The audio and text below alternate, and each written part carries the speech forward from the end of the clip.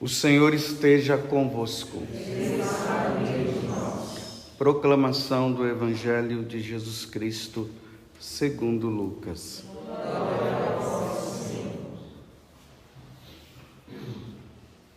Naquele tempo, quando Jesus se aproximou de Jerusalém e viu a cidade, começou a chorar e disse: Se tu também compreendesses hoje o que te pode trazer a paz. Agora, porém, isso está escondido aos teus olhos. Dias virão em que os inimigos farão trincheiras contra ti e te cercarão de todos os lados. Eles esmagarão a ti e a teus filhos e não deixarão em ti pedra sobre pedra, porque tu não reconheceste o tempo em que foste visitada. Palavra da salvação. Glória a vós, Senhor.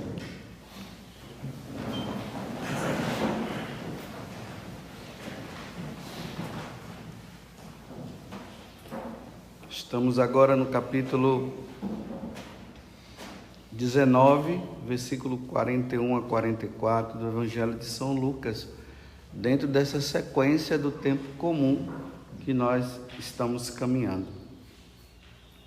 Então agora Jesus, depois daquela decisão firme que ele tomou de ir para Jerusalém, para entregar a sua vida por amor a nós, dando-nos a salvação, ele chega ali no Monte das Oliveiras e olha para a cidade de Jerusalém, porque o Monte das Oliveiras ele fica bem de frente para a cidade de Jerusalém.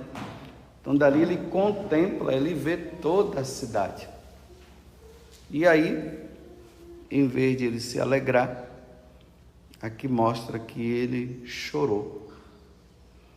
Vamos imaginar Jesus ali em frente a Jerusalém, a cidade onde ele iria derramar o sangue, a Jerusalém, aonde o templo de Jerusalém estava, chamado Monte Sião, o lugar onde os povos iriam para adorar, para glorificar a Deus.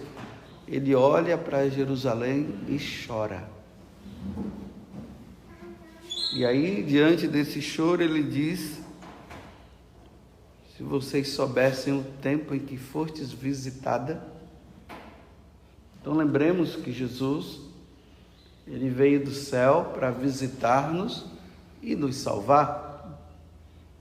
Então agora ele está dizendo que justamente na cidade, aonde todo aquele povo estaria ali para adorar o Deus único e verdadeiro, justamente naquele lugar ele chora, porque o povo não soube visitar, não soube entender a visita dele, ou seja, não abriu o coração para Jesus, preferiu dar as costas. Aí nós vamos vendo, as autoridades religiosas daquele tempo que estão o tempo todo perseguindo Jesus de todas as formas e querendo encontrar uma forma de eliminá-lo. Aí Jesus profetiza: vocês não quiseram me ouvir, não quiseram me reconhecer, fiz a visita e me desprezaram. Então tá bom. Dias virão em que os inimigos farão trincheira contra ti e te cercarão de todos os lados. Ao mesmo tempo que ele chora, ele profetiza dizendo: Jerusalém vai ser destruída porque vocês não corresponderam à minha visita. Então lá pelos anos 70, os soldados romanos, comandados por um tal de Tito, entra em Jerusalém e destrói tudo. Não sobrou nada da cidade. Tanto que lá em Roma tem um arco que se chama o Arco do Triunfo, e ali mostra o soldado, né, Tito, vindo com os soldados junto com ele, entrando triunfante, carregando a menorá, que é aquele candelabro de 7 pontas, né? Estava lá, entrando, aquele candelabro que ficava dentro do templo, que simbolizava a luz de Cristo, a luz de Deus. Por isso que Jesus fala, eu sou a luz do mundo, apontando para aquela menorá. A Arca da Aliança desapareceu, ninguém sabe onde está. Onde estavam as tábuas da lei. Jerusalém foi destruída totalmente, porque não souberam ouvir o Salvador. Agora vamos trazer para os dias de hoje. Vamos supor que aí na sua cidade, onde você mora, Jesus fosse visitar a sua cidade. Jesus iria chorar ou iria sorrir? Será que Jesus também iria profetizar como ele profetizou a destruição de Jerusalém? Porque aqui tem um detalhe, a questão não é a cidade de Jerusalém em si, são os habitantes. Lembremos o que aconteceu lá com Sodoma e Gomorra, com aquela visita daqueles anjos. Sodoma e Gomorra foi totalmente destruída. Será que Jesus iria destruir os habitantes da sua cidade, da minha cidade? O que aconteceria? Bem, para não haver um castigo, os habitantes dessa cidade deveriam estar todos levando uma vida de santidade. Todo mundo cumprindo os mandamentos, reconhecendo os seus pecados e vivendo e confessando-se, reconhecendo as suas faltas e pedindo perdão e clemência. Nessa cidade, as pessoas deveriam estar fazendo penitência pelas suas faltas, jejuando, pedindo a Deus misericórdia, indo frequentemente à missa dominical. As pessoas teriam que viver reconciliadas ou pedindo constantemente a reconciliação. Os homens deveriam estar vivendo tudo aquilo que Deus mandou. Não deveria existir ideologia de gênero, nada de abortos, eutanásia, nada de drogas, pedofilia, não, respeito às crianças. As pessoas que tivessem determinado tipo de tendência deveriam estar clamando a Deus misericórdia. Eu te peço perdão, a tentação está sendo muito grande, me tira disso. Deveria não existir corrupção, uma honestidade irrepreensível, todo mundo honesto. Nada de roubos, nenhum tipo de droga. Agora aí já surgiu uma nova droga, né? Que é uma droga que através da música, a pessoa diz que a música tem um tipo de música lá, que os jovens sabem disso, que é comparada, eu não sei se é a heroína ou a cocaína, não sei. Os jovens colocam no ouvido, estão em casa ouvindo, né? Estão lá se drogando através da música. Pode uma coisa dessa? Porque o nível da música é mesmo o efeito do nível da própria droga. Então se droga através da música. Estou aqui fazendo comercial, tá vendo? Porque às vezes tem coisa que a gente não deve falar, mas a gente tem que falar porque os pais precisam observar. Então lá, olha, se drogando, é pago lá e fica lá. Aquele nível de música faz a pessoa se drogar. É o mesmo efeito, só que é a música. Pode uma coisa dessa?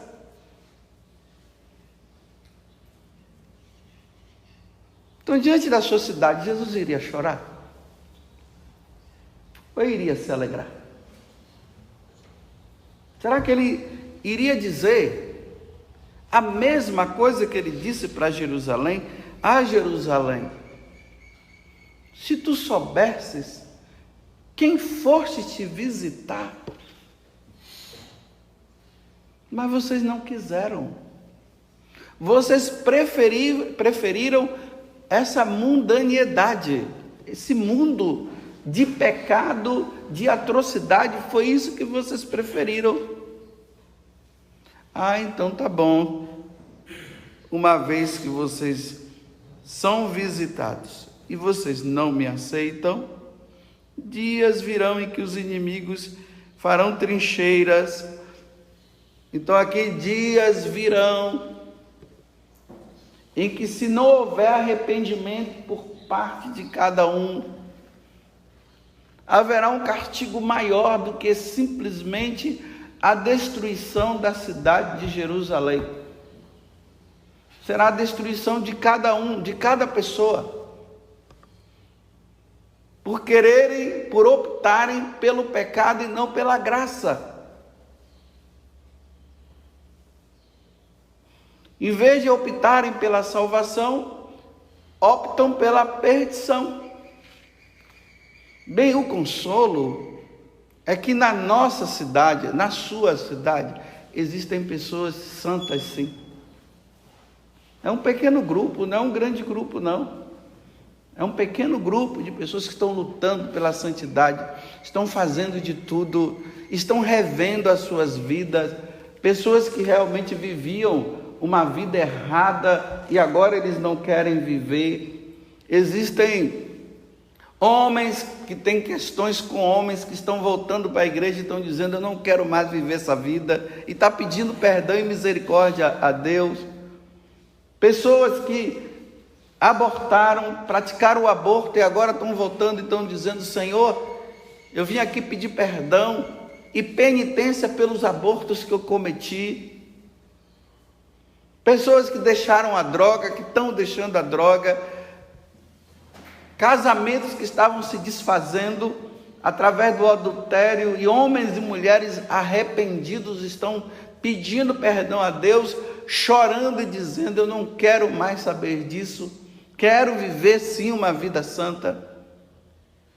Mas eu quero dizer para vocês que é sempre a minoria, não é a maioria. A maioria está vivendo tudo o contrário. Eu peço muito, meus irmãos, a Deus que você esteja, e que eu também esteja, dentro do grupo daqueles que, quando Jesus olha, ele não chora, ele se alegra. Sabe, aqueles que são os consoladores de Deus, os que consolam, e que Jesus vai dizer assim: pelo menos por esse valeu a pena eu ter derramado meu sangue e morrido. Mas eu repito, são poucos. Mas por que você pode dizer assim para mim, que você pode perguntar para mim: Paz Augusto, mas por que são poucos? É só olhar na igreja, vai para a igreja que você vai ver o número dos que estão lá. O número dos que estão na igreja estão ali, me desculpa a expressão, ralando, lutando. É sempre pouco em comparação à multidão que está fora e que não quer saber de Deus, influenciados, repito aqui, por professores, porque é isso que os professores, não estou dizendo que são todos, Mas aí entra também, são poucos os professores que são fiéis. Esse dia eu estava conversando com um professor, ele veio conversar comigo.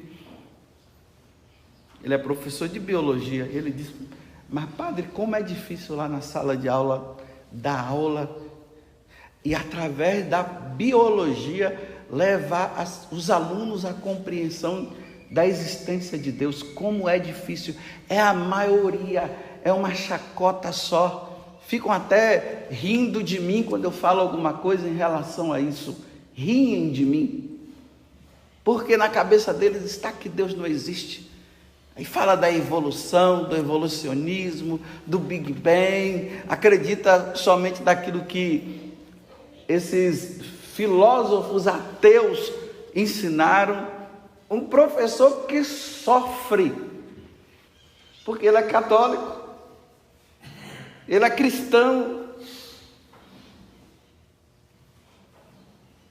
porque a maioria, os outros que são a maioria, infelizmente, estão lá doutrinando. É assim que está o mundo. Mas eu pergunto mais uma vez, diante desse choro de Jesus e diante do castigo que ele prevê e que foi acontecendo nos anos 70, e vamos dizer assim, estamos ali no ano 1, começo, depois de Cristo, né? Claro, que começa com Cristo. 70 anos depois a profecia de Jesus se realizou. Significa, 70 anos depois, era a oportunidade de Jerusalém ter mudado. Não mudou. Não mudaram. E aí o castigo veio. Agora, do ano aí, primeiro, até 2021 que nós estamos, mudaram? Quem mudou? Muita gente, meus irmãos. Mas uma grande maioria não muda. Não querem mudar. Fizeram uma opção. Deus não existe. Eu não quero saber de Deus. Isso é história de carochinha. E vamos aproveitar enquanto é tempo, porque daqui a um tempo a gente vai morrer e nós não vamos nos deliciar com as coisas que o mundo nos dá, nos apresenta. E estão aproveitando. O carnaval já está se aproximando, já está se começando a dizer que vai ter carnaval o ano que vem. Imagina, você abre as portas para o carnaval, vem um monte de gente de fora. E nós ainda não acabou, a pandemia não acabou totalmente. Aí depois os arrasos vêm depois. Parece que o ano que vem é o ano do Rock in Rio, né? Dizem que em 1h30, foram vendidos não sei quantos mil ingressos em 1h30. Rapidinho assim, ó. Aí vem os roqueiros espalhando droga, sexo à vontade. Tem os roqueiros que são consagrados mesmo a Satanás, com aquelas músicas demoníacas.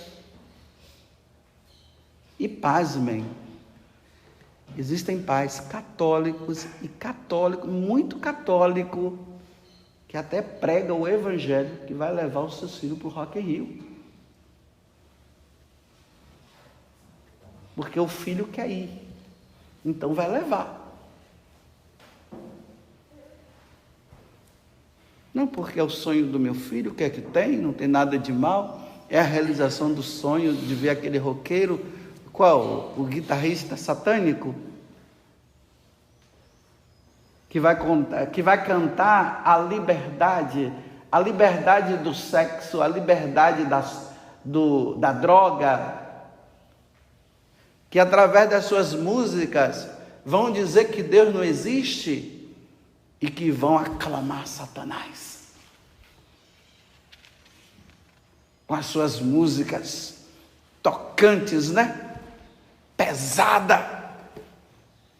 E aquela multidão lá embaixo se drogando, bebendo, meninas perdendo a virgindade, rapazes também.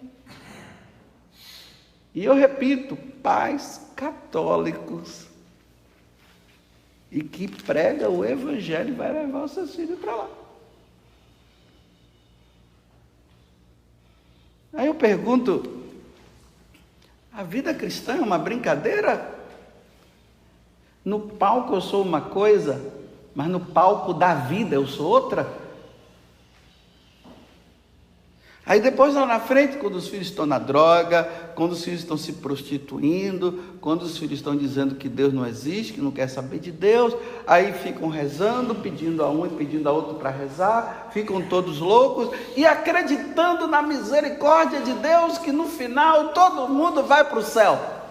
É assim.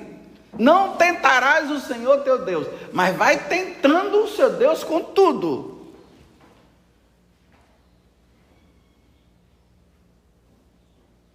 Nessa luta. Agora eu digo, mas tem pais que estão lutando. Então, não, você não vai, eu não quero isso para você.